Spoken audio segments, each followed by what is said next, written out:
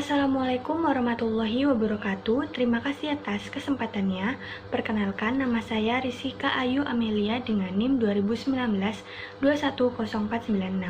Di sini saya akan menjelaskan mengenai anggaran biaya overhead pabrik. Perencanaan biaya yang baik harus dipusatkan pada hubungan antara tingkat pengeluaran dengan manfaat yang akan diperoleh dari pengeluaran tersebut. Perusahaan harus mengeluarkan biaya yang cukup besar untuk mendapatkan manfaat tertentu. Beberapa perusahaan berusaha mengurangi biaya tanpa memperdulikan akibat yang akan ditimbulkan. Kebijakan ini justru dapat menimbulkan biaya yang cenderung lebih besar. Dengan adanya kebijaksanaan pemimpin perusahaan untuk menekan biaya, maka akan berdampak pada aspek yang berkaitan, misalnya penekanan biaya pemeliharaan yang dapat mengakibatkan mesin-mesin menjadi rusak, sehingga biaya yang dikeluarkan akan semakin besar untuk jangka panjang. Meskipun demikian, biaya harus diawasi. Pengawasan biaya tersebut terutama harus diselaraskan dengan tujuan yang ingin dicapai oleh perusahaan dalam operasinya dan disesuaikan dengan tanggung jawab yang harus dipikul oleh masing-masing kepala bagian dalam perusahaan. Pada bagian ini dibicarakan biaya-biaya lain, yaitu yang pertama, biaya-biaya pabrik atau biaya overhead pabrik. Yang kedua, biaya distribusi atau biaya penjualan. Yang ketiga, yang terakhir yaitu biaya administrasi. Selanjutnya, saya akan menjelaskan mengenai pembagian biaya berdasarkan sifatnya. Dalam mengadakan perencanaan dan pengawasan biaya, sangat perlu diketahui sifat-sifat dari biaya tersebut. Menurut sifatnya, biaya dibagi menjadi 3 macam, yaitu yang pertama, biaya tetap. Biaya tetap adalah biaya-biaya yang cenderung untuk bersifat konstan atau tidak berubah secara total dari bulan ke bulan, tanpa terpengaruh oleh volume kegiatan, dengan beberapa asumsi tertentu seperti kebijaksanaan manajemen, periode waktu, dan lain-lain. Biaya yang termasuk kategori biaya tetap antara lain yaitu gaji, pajak kendaraan, asuransi, dan penyusutan. Yang kedua adalah biaya variabel. Biaya variabel yaitu biaya-biaya yang secara total selalu mengalami perubahan di mana perusahaan itu searah dan sebanding dengan perubahan tingkat kegiatan. Dalam hal ini, tingkat kegiatan perusahaan dinyatakan dalam satuan aktivitas, seperti jam tenaga kerja langsung, jam mesin, dan unit barang. Biaya yang termasuk kategori biaya variabel antara lain, biaya bahan mentah langsung, biaya tenaga kerja langsung, dan tenaga. Yang terakhir, yang ketiga, yaitu biaya semi variabel. Biaya semi variabel adalah biaya-biaya yang tidak bersifat variabel. Biaya ini mengalami perubahan tetapi tidak sebanding dengan perubahan tingkat kegiatan. Biaya yang termasuk biaya semi variabel antara lain yaitu biaya tenaga kerja tak langsung, biaya pemeliharaan, biaya peralatan, biaya bahan mentah tak langsung, dan lain-lain. Penggolongan biaya atas dasar dapat atau tidaknya dikendalikan. Biaya yang dapat dikendalikan merupakan biaya yang sangat terpengaruh oleh kebijaksanaan pimpinan perusahaan, tetapi harus sangat hati-hati dalam mengelompokkan biaya sebagai dapat dikendalikan atau tidak dapat dikendalikan, karena hal ini sangat erat hubungannya dengan tanggung jawab atau bagian dan waktu. Pada umumnya dikatakan bahwa untuk jangka pendek, biaya penyusutan merupakan biaya yang tidak dapat dikendalikan, tetapi untuk jangka panjang merupakan biaya yang dapat dikendalikan. Biaya-biaya yang dikeluarkan untuk proses produksi dalam pabrik sangat kompleks jenisnya. Kemudian yang dikategorikan sebagai biaya-biaya overhead pabrik adalah biaya-biaya dalam pabrik yang dikeluarkan oleh perusahaan dalam proses produksi, kecuali bahan mentah langsung dan tenaga kerja langsung. Terima kasih, selanjutnya akan dijelaskan oleh rekan saya. Baik, terima kasih atas kesempatannya. Selanjutnya saya akan menjelaskan mengenai perencanaan besarnya anggaran overhead pabrik. Penentuan besarnya biaya yang harus dianggarkan untuk overhead pabrik ini terdapat dua permasalahan pokok yang perlu dipecahkan terlebih dahulu, yaitu yang pertama adalah penanggung jawab perencanaan. Nah, dalam hal ini perlu diterapkan prinsip akuntansi pertanggungjawaban atau sering juga disebut sebagai prinsip biaya departemen langsung. Nah, atas dasar prinsip ini dikenal adanya pembagian menjadi dua departemen, yaitu ada departemen jasa yang bertugas sebagai bagian di pabrik yang menyediakan jasanya secara tidak langsung ikut berperan juga dalam proses produksi jasa yang disediakan, dan mungkin saja sebagian juga dipergunakan sendiri oleh bagian departemen jasa. Kemudian ada departemen produksi, yaitu bagian pabrik yang bekerja untuk mengolah bahan mentah menjadi barang jadi atau produk akhir, sehingga bagian ini dikatakan sebagai bagian yang secara tidak langsung memproses barang jadi. Nah, berdasarkan dua pembagian departemen ini, maka dikenal dua macam biaya overhead pabrik, yaitu BOP langsung yang terjadi pada departemen produksi dan BOP tidak langsung yang terjadi pada departemen jasa. Item biaya yang menjadi tanggung jawab masing-masing departemen produksi dan departemen jasa juga dapat diperiksa. Kemudian permasalahan yang kedua adalah cara menentukan jumlah anggaran.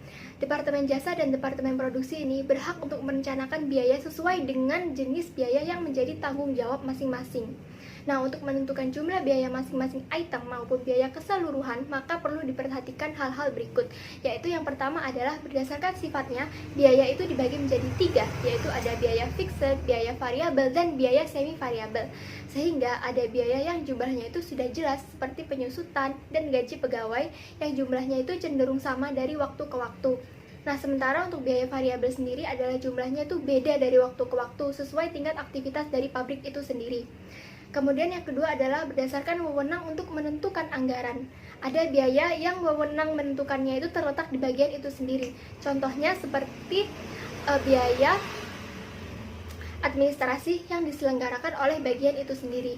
Ada pula biaya yang dihitung atas dasar ketentuan yang wewenangnya itu terletak di atas bagian itu sendiri. Misalnya, gaji untuk pegawai tetap yang bekerja di bagian itu sendiri, wewenangnya adalah pada direksi dan bukan di bagian itu sendiri. Selanjutnya ada pengawasan biaya overhead. Salah satu fungsi manajemen yang harus diperhatikan tentu saja adalah pengawasan. Biaya overhead ini juga memerlukan pengawasan agar sesuai dengan perencanaan. Nah, dalam rangka pengawasan biaya overhead terdapat dua masalah yang harus diperhatikan, yaitu yang pertama adalah masalah satuan kegiatan. Satuan kegiatan ini adalah satuan yang dipakai untuk mengetahui jumlah kegiatan yang telah dilakukan oleh bagian produksi maupun bagian jasa. Satuan kegiatan ini diperlukan untuk penyusunan anggaran biaya overhead pabrik. Nah, satuan kegiatan yang dipakai pada bagian produksi adalah unit barang yang dihasilkan, jam buruh langsung, jam mesin langsung, biaya bahan mentah, dan biaya tenaga kerja langsung. Sementara, satuan kegiatan yang umum dipakai pada bagian produksi adalah jam reparasi langsung, kilowatt hours, nilai pembelian bahan mentah, dan juga jam buruh langsung dan jam tenaga kerja. Kemudian, harga pokok produksi barang-barang yang dihasilkan itu dapat dihitung apabila telah diketahui hal-hal berikut, yaitu yang pertama volume produksi masing-masing barang, kemudian biaya bahan mentah dari masing-masing barang, kemudian biaya tenaga kerja langsung dari masing-masing barang, kemudian ada biaya overhead masing-masing bagian produksi dan jasa, kemudian ada satuan kegiatan dari masing-masing bagian produksi dan jasa, dan kemudian ada angka standar pada masing-masing bagian produksi dan jasa. Terima kasih, sekian presentasi dari saya, selanjutnya akan dilanjutkan oleh rekan saya. Assalamualaikum warahmatullahi wabarakatuh. Terima kasih atas kesempatannya. Perkenalkan, nama saya Tasya Febristi Salsabila dengan NIM 2019-010596. Di sini saya akan melanjutkan presentasi dari rekan saya mengenai anggaran biaya distribusi. Jadi, biaya distribusi adalah biaya-biaya yang dikeluarkan oleh perusahaan untuk memasarkan barang atau menyampaikan barang ke pasar. Nah, yang termasuk dalam biaya distribusi adalah yang pertama ada biaya tenaga kerja bagian penjualan.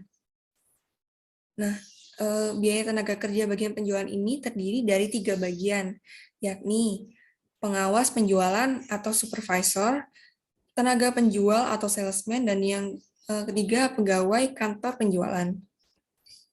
Selanjutnya, balik lagi yang termasuk dalam biaya distribusi selanjutnya adalah biaya angkut. Biaya angkut yang dimaksud adalah biaya pengangkutan barang dari pabrik ke pasar, ya, barang jadi dari pabrik ke pasar. Lalu yang ketiga ada biaya perjalanan.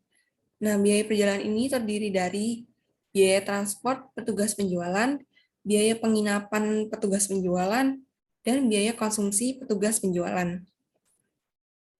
Kemudian yang keempat ada biaya telepon. Nah, biaya telepon ini biaya yang dikeluarkan untuk kepentingan penjualan barang. Selanjutnya ada komisi, yaitu uang yang diberikan kepada orang-orang tertentu yang telah ikut berjasa dalam transaksi jual beli barang. Mungkin juga para salesman itu sendiri dan juga pihak-pihak yang lain. Lalu kemudian ada penyusunan alat-alat kantor bagian penjualan, biaya administrasi penjualan, biaya asuransi, pajak, dan biaya advertensi dan promosi. Pada materi ini, biaya advertensi dan yang telah direncanakan kemudian dimasukkan ke salah satu elemen biaya distribusi. Untuk merencanakan besarnya biaya distribusi digunakan berbagai cara pendekatan, yaitu yang pertama diperkirakan secara langsung. Cara ini sangat subjektif sifatnya. Jadi diperkirakan harganya itu tidak ada acuannya sehingga banyak sekali kelemahan-kelemahannya. Yang kedua, dengan mempertimbangkan keadaan persaingan. Pada dasarnya, apabila tingkat persaingan dirasakan semakin ketat, maka biaya distribusi terpaksa diperbesar untuk meningkatkan penjualan, terutama untuk biaya advertensi dan promosi. Yang ketiga, dengan menentukan persentase tertentu dari penjualan. Contohnya, ditetapkan biaya distribusi selama tahun 2021 adalah 10% dari penerimaan penjualan setiap bulan. Kemudian, ada dengan menentukan jumlah tertentu untuk setiap unit barang yang terjual. Jadi, setiap unit barang disediakan anggaran distribusinya. Contohnya, ditetapkan harga sebesar 10.000 untuk setiap distribusinya dan setiap unit barangnya. Lalu kemudian dengan memperhatikan tingkat keuntungan tahun lalu. Apabila keuntungan tahun lalu besar, maka biaya distribusi untuk tahun berikutnya juga besar, karena pesaing-pesaing yang dihadapi juga akan semakin banyak. Kemudian berdasarkan return on investment, yaitu imbangan antara tingkat keuntungan dengan investasi. Contohnya, biaya distribusi untuk tahun 2021 ditetapkan 10% dari keuntungan yang didapatkan. Lalu yang terakhir ada task method. Nah, dalam metode ini, kegiatan promosi yang dijalankan diperinci. Tujuan yang ingin dicapai dengan kegiatan ini ditentukan, sehingga apabila digunakan pendekatan ini, budget biaya advertensi yang disusun harus lebih dahulu disusun. Perlu diperhatikan bahwa tujuan yang ingin dicapai dengan dilakukannya kegiatan advertensi dan promosi ini adalah tingkat keuntungan yang maksimal, bukan tingkat penjualan yang maksimal. Sekian dari presentasi saya. Presentasi selanjutnya akan dilanjutkan oleh rekan saya. Terima kasih. Baik, terima kasih atas kesempatannya. Perkenalkan, nama saya Ica Nomidinasa dengan NIM 618. Saya akan melanjutkan presentasi dari rekan saya, yaitu mengenai budget biaya administrasi, yaitu merupakan budget yang merencanakan secara sistematis dan lebih terperinci tentang biaya administrasi yang ditanggung perusahaan dari waktu ke waktu selama periode tertentu yang akan datang. Budget biaya administrasi atau administration expense budget adalah semua rencana biaya yang berkaitan dengan aktivitas untuk mengatur dan mengendalikan organisasi. Biaya-biaya yang dikategorikan sebagai biaya administrasi adalah semua biaya yang dikeluarkan selain biaya-biaya pabrik dan biaya distribusi. Pada perusahaan-perusahaan yang relatif besar, biaya administrasi ini timbul pada bagian administrasi, pembukuan, pembekalan, dan pembagian staf. Hal ini menggambarkan bahwa jika perusahaan membagi kantor administrasi menjadi beberapa bagian, maka rencana tentang biaya administrasi dan masing-masing bagian tersebut juga harus diperinci dan dipisahkan secara jelas.